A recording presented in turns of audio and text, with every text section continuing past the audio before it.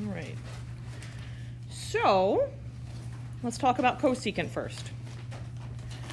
What do you already know about cosecant? It would be the reciprocal of sine. So Reciprocal of sine, yes.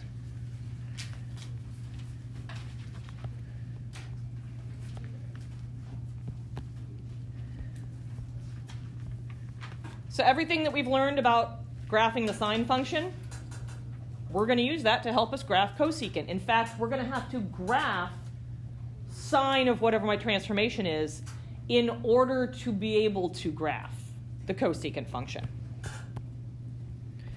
Our amplitude is still going to be the absolute value of A.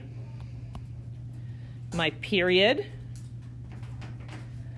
is still going to be 2 pi divided by the absolute value of B.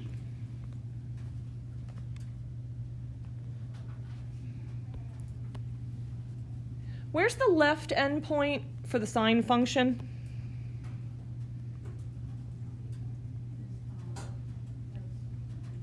That's at 0. Where's the right endpoint for the sine function? 2 pi. In this light blue color, I'm going to lightly sketch the sine function. When we do cosecant and secant, we need to graph the sine and cosine so that we know where secant and cosecant go. All right? But I'm going to use dashed lines because it's not actually my cosecant graph. So let's label our x-axis. What do we count by on the x-axis for the parents? Pi over 4s. So I have 1 pi over 4, 2 pi over 4, which reduces, 3 pi over 4, 4 pi over 4, which reduces, 5 pi over 4, 6 pi over 4, which reduces, 7 pi over 4, and 8 pi over 4, which reduces. What does, yes ma'am? No, if you want to do them 1 pi over 4, 2 pi over 4, 3 pi over 4, that's fine by me. Yep. What does the sine function look like? Looks like an S on its side, right? What does cosine look like? Like it's in show choir, right? That's the hand flip at the end. So we're going to do our sine function. I'm going to be right on the midline. At what points along the x-axis? At 0, my left endpoint. Where else? 2 pi, my right endpoint. Anywhere else? 1 pi, right in the middle. Because remember, it looks like an S, so it's going to go up, and then it's going to go down through my midline at the middle point. And then it's going to dip down and come back up to my midline. Where does the sine function reach its highest point? I know it goes up to 1, but where on the x-axis does that happen?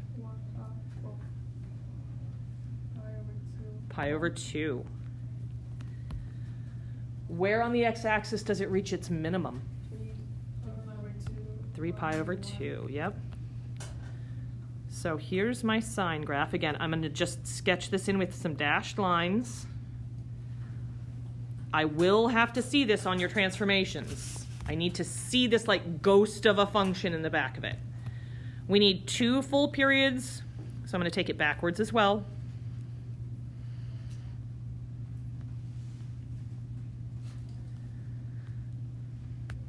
Now I'm thinking about this idea of reciprocal.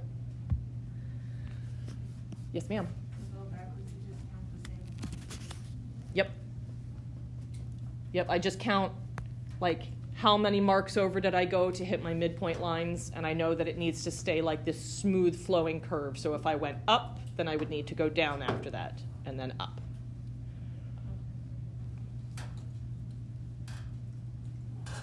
Reciprocal means to take a fraction and flip it over, right? What's never allowed to be on the bottom of my fraction? 0.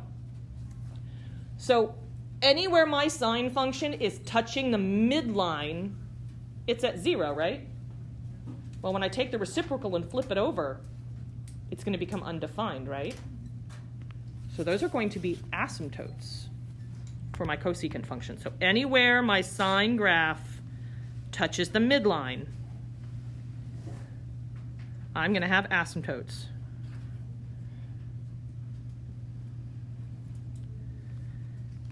This is one of the reasons why I have to sketch that sine function in the background, because I need to see exactly where those asymptotes are going to come out at.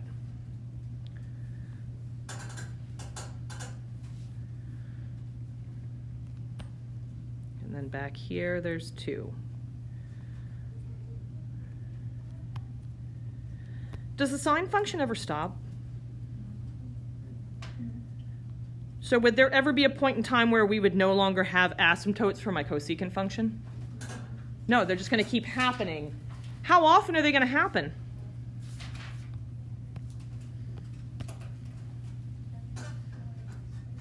Every 4 spaces, which is how far on the x-axis? I know I'm counting 4 over, but every pi, yeah.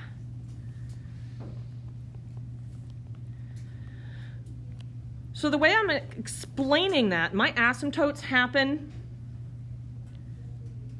every pi. So I'm going to take pi and I'm going to multiply it by n, where n is an integer, a whole number. It can be a positive or a negative whole number. And that tells me where on the x-axis I would be putting those asymptotes. Asymptotes happen every pi n.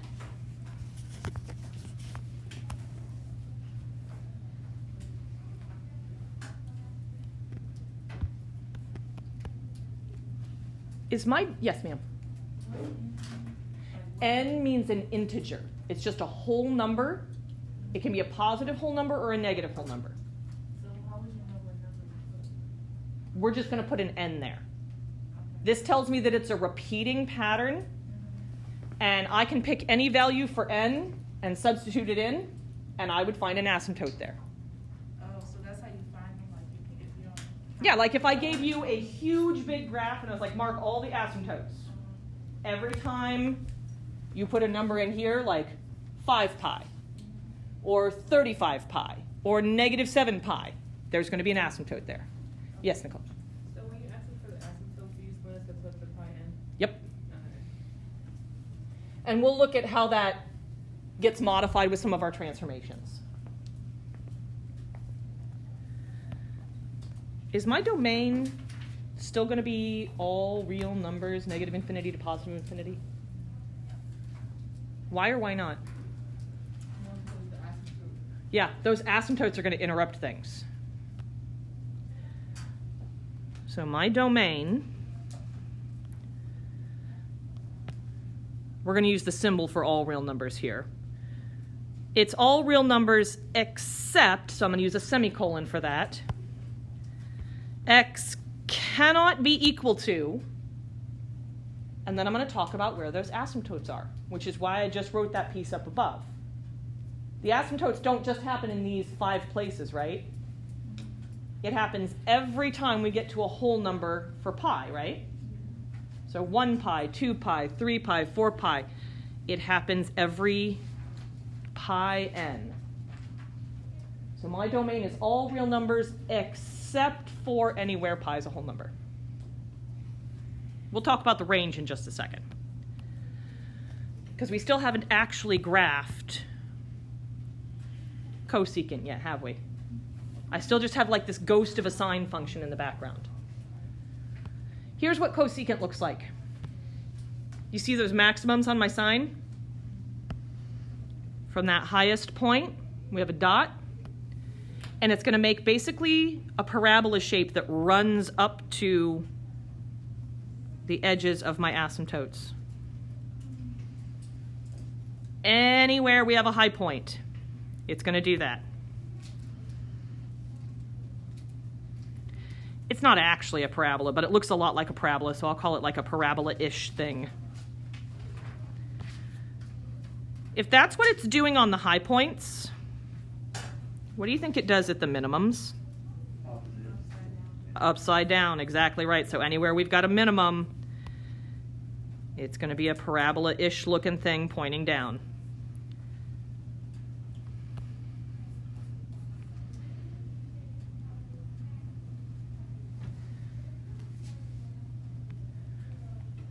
Remember that light blue That's my sine wave. That's not actually my cosecant graph. If you guys were to go into like Desmos and graph this, because you're like, what does this even look like? You know how when you use graphing software, they don't show you where the asymptotes are, but we put them on there so that we can graph better? Same kind of thing with that sine wave. You're not going to see that as part of the cosecant graph. We put it on there so I know exactly where my parabolas go, and are they going up or are they going down? Okay? Does that make sense so far? Last thing we need to talk about is range. What would my range be on this? You said negative infinity to, not to positive infinity. Yes, negative infinity to negative 1, because that's when I hit this point right here, right? Remember, that sine graph isn't actually my cosecant graph. So cosecant goes from negative infinity to here, and then I'm going to have a square bracket and a union, because after that it jumps up to here. So then it would be from 1 to infinity.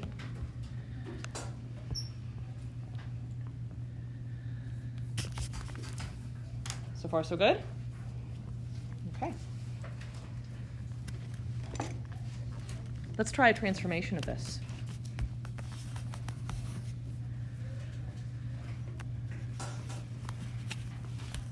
What is my amplitude? 2. What is my period?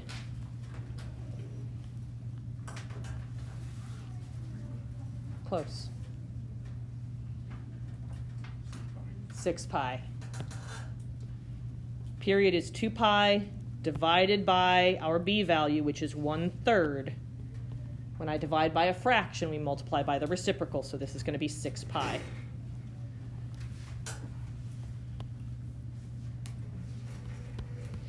So far, so good? Let's find the left endpoint and right endpoint for that sine function so that we can get it graphed. Right there, sir. I take my left endpoint and set it equal to what? 0.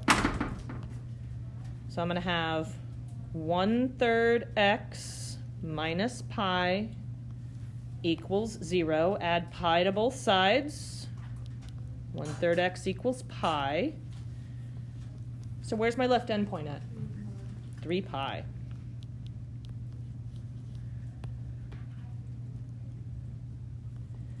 Right endpoint I set equal to what? 2 pi. 1/3 x minus pi equals 2 pi. When I add pi to both sides, I get what on the right? 3 pi. And then I divide both sides by 1/3, and my right endpoint is 9 pi. Looking at my left endpoint and my right endpoint, and knowing that I have to fit 2 full periods on this graph, should I count by pi over 4s? What should I count by? Pi sounds good. Let's count by pi's. So 1 pi, 2 pi, 3 pi, 4 pi, 5 pi, 6 pi, 7 pi, 8 pi. There's 9 pi, so I know I can fit that on there. Yes, ma'am. What if you realize a question that's like the left endpoint and the right endpoint are close together? Like one away.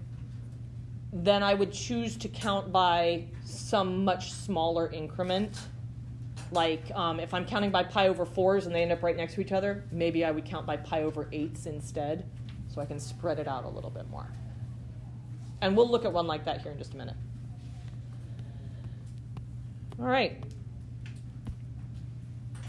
For this like ghost of a sine graph, left endpoint and right endpoint go where? I know it's 3 pi and 9 pi. Maximum, midline, or minimum?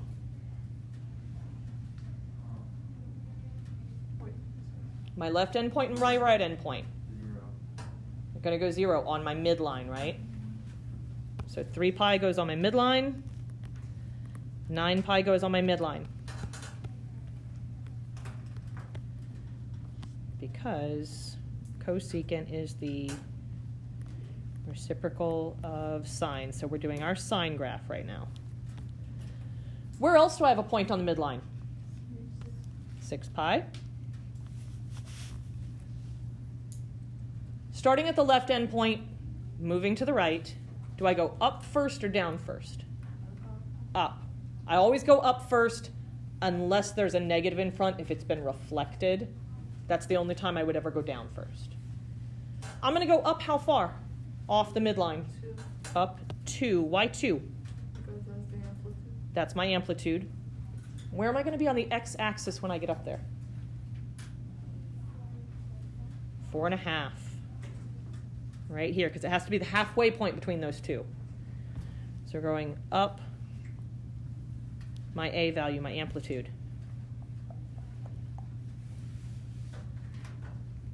And then after 6 pi, we're going to go down. Where do I reach the lowest point at? At 7.5. And then down whatever my amplitude is, which in this case is 2.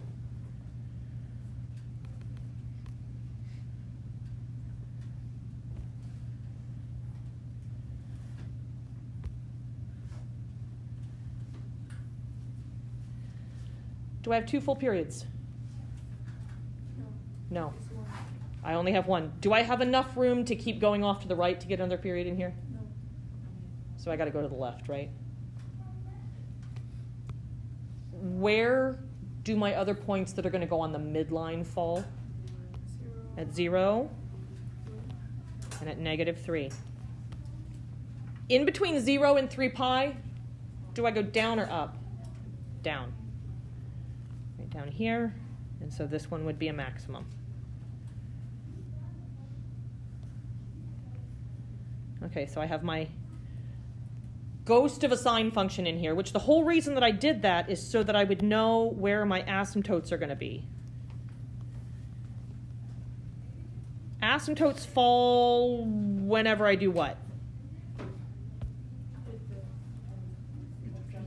Yep, wherever it touches the midline. So it's going to be here. It's going to be here. And here.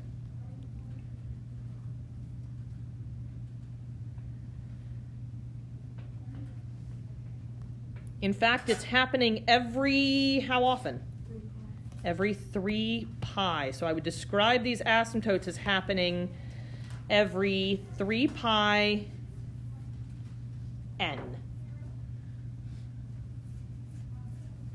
Because I can put any number in there for n, positive or negative, as long as it's a whole number that I'm putting in for n. N has to be an integer. And if I substitute a value in there for n, and I go look on the graph, there would be an asymptote there.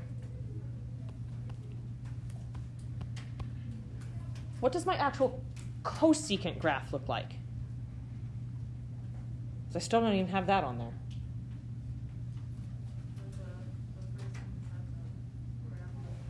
Yep. Over here, it's going to look like a parabola that's pointing up. I scoot over in between the next 2 set of asymptotes. What's that one look like? Going down. I have to have one that goes up and one that goes down to hit a full period. Because that's 1 period of my sine wave, right? So 1 up, 1 down together makes a full period. Just like with my sine wave, I need 2 full periods for the cosecant.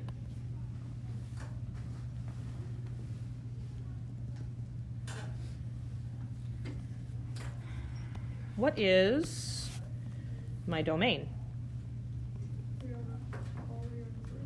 All real numbers, except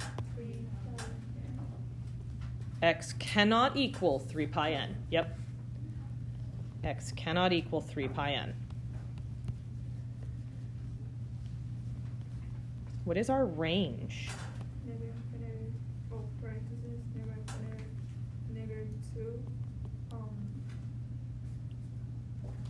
break, Mm-hmm. break two on infinity. There's one little thing missing. Union. Yep. Oh, yeah. Right in between those two. Perfect. Yes, sir. Where did you get the 3 pi n? 3 pi n. Do you see everywhere sine touches the midline? That's where our asymptotes go. So to figure out how often it's occurring, do you remember that we decided to count by pi's? So I go 1 pi, 2 pi, 3 pi, there's an asymptote. 1 pi, 2 pi, 3 pi, there's another asymptote. 1 pi, 2 pi, 3 pi, another asymptote. Yep. Do you guys have any other questions about this graph? Because I want to do another transformation of cosecant with you. But I don't want to scoot off this screen if we still have any questions about it. All right. You guys ready for the next one? What's the first thing you notice about this one that is different than the last one?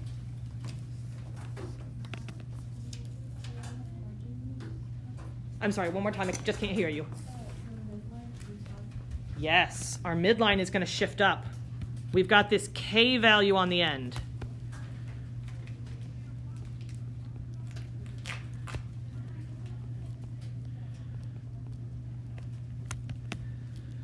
So that's the first thing I'm going to do is I'm going to shift my midline up. My asymptotes still happen wherever that ghost sine wave touches the midline. So it's going to fall here.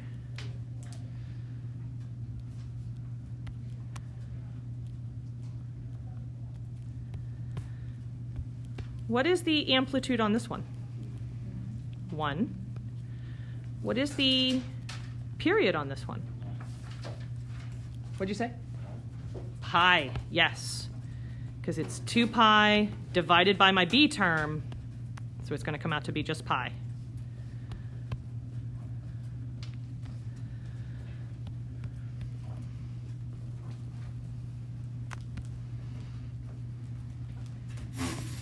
This is the reciprocal of sine.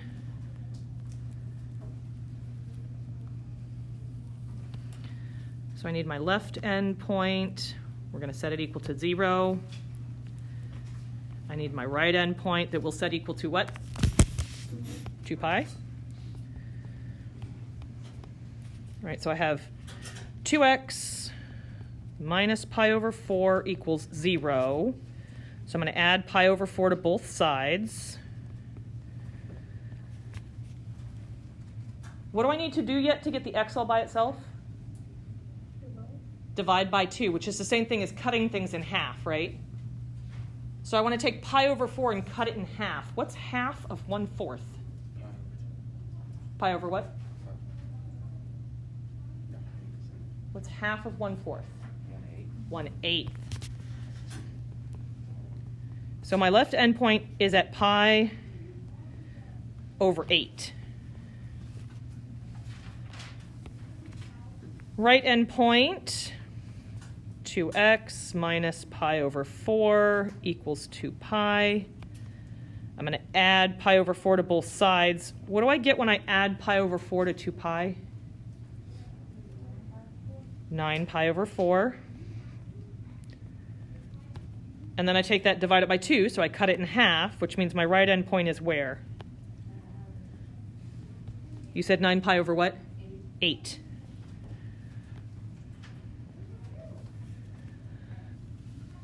So based on my left endpoint and my right endpoint, what would it make sense to count by along the x-axis? Pi over 8s. So I've got 1 pi over 8, 2 pi over 8, which reduces, 3 pi over 8, 4 pi over 8, which reduces, 5 pi over 8, 6 pi over 8, which reduces, 7 pi over 8, 8 pi over 8, which reduces, and 9 pi over 8. The reason that I keep repeating that, this one reduces is I don't want you guys to look up and be like, wait, how the, what, huh? Does that make sense?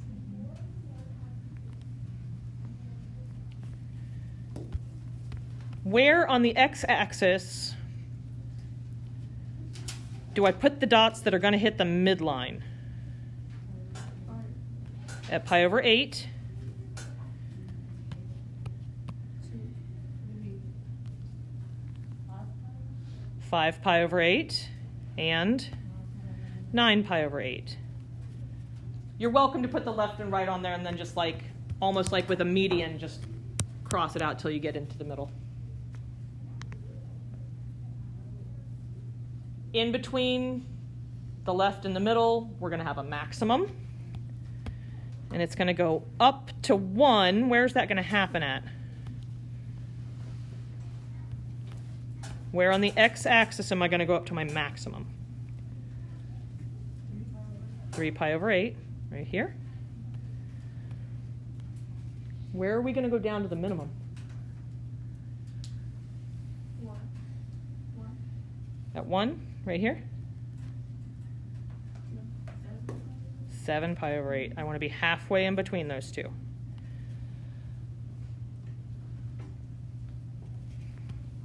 So there's one period of my shifted sine wave. I need to get another period up.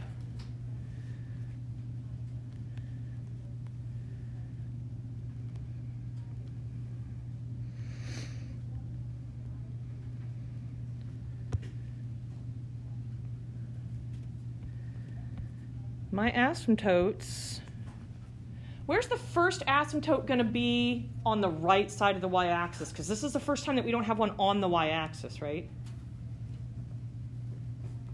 Where's the first one going to happen when I'm looking to the right of the y-axis?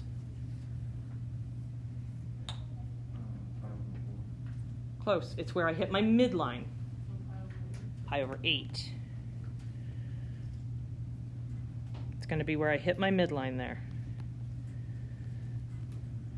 And everywhere else the sine wave hits the midline. So at 5 pi over 8,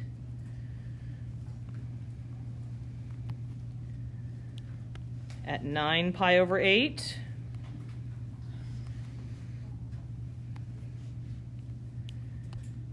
and we've got these two back here that I can't forget about.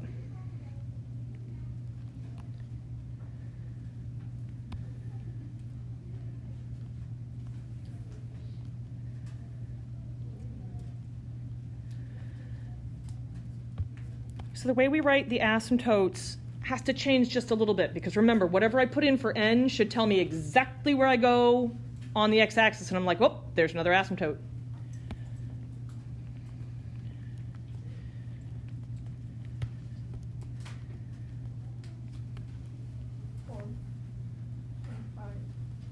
So the first one to the right of the y-axis, you said, was where again? Pi over 8. So I'm going to start with that. The asymptotes start at pi over 8, and then they regularly occur. How many little marks over after that? 4, and we were counting by pi over 8. So 1, 2, 3, 4 pi over 8. Does that reduce at all? Does 4 over 8 reduce? Reduces down to what? It's going to be pi over 2n.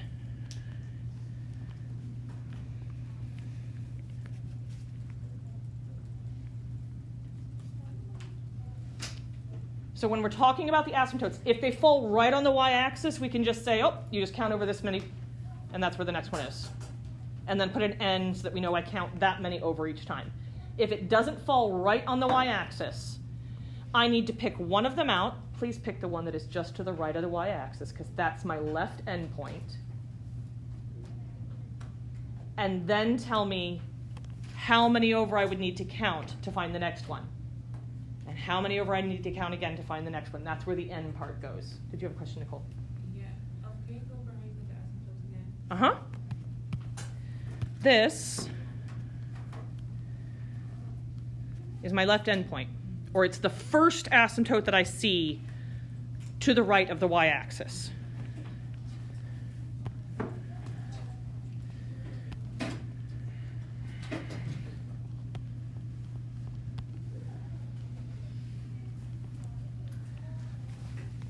And then it's plus, and then how far over do I have to get to the next one? So here's my first one, pi over 8. And then 1, 2, 3, 4 over for the next one, right? But we're counting by pi over 8s. So I go 1, 2, 3, 4 pi over 8, and we reduced that down. And then another 1, 2, 3, 4 pi over 8 again. Does that make sense? Yep, that's how we got that. Does anybody else have any questions about the asymptote part? Yes, ma'am. So as long as you have like a midline shift, it's always gonna be like that. As long as we have what? So, like as long as you have a midline shift, the asymptote's always gonna be like. It's not coming from my midline shift. Good question. The midline shift shifted everybody up. It is from the horizontal shift. It's coming from that pi over 4 part. That's what did it. Last time we shifted over pi, so that like we stayed just pi over. This time, because we shifted over pi over 4 and because we had that period compression, kind of squished it together. Instead of my period being 2 pi, my period was pi here. That's when we're going to see those asymptotes not just being pi n or 3 pi n. Yes? So we use like the plus sign for when? You're going to use the plus sign anytime you do not have an asymptote that's right on the y-axis. Because if it's right on the y-axis, it would be at 0. And we don't need to add or subtract 0 from things, right? If it's anywhere except right on the y-axis, we're going to have to use the plus. What would my domain be for this?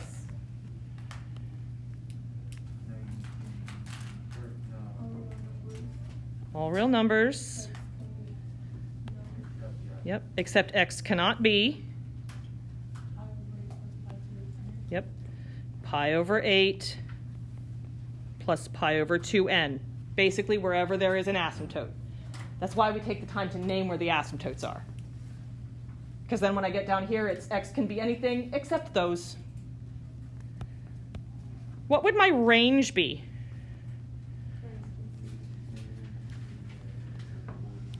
Parentheses, negative infinity, you said to 1. Okay. Union. 3 to infinity. We're not going to get to cosecant today. However, cosecant is, or sorry, we did cosecant. We're not going to get to secant today. My bad. Secant is exactly like this. Except instead of having a ghost sine wave, we're going to have a ghost cosine wave. Other than that, it is 100% exactly the same as this.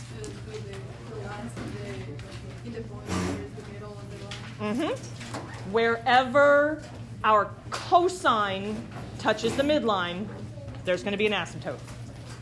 Yep. Beautiful, beautiful.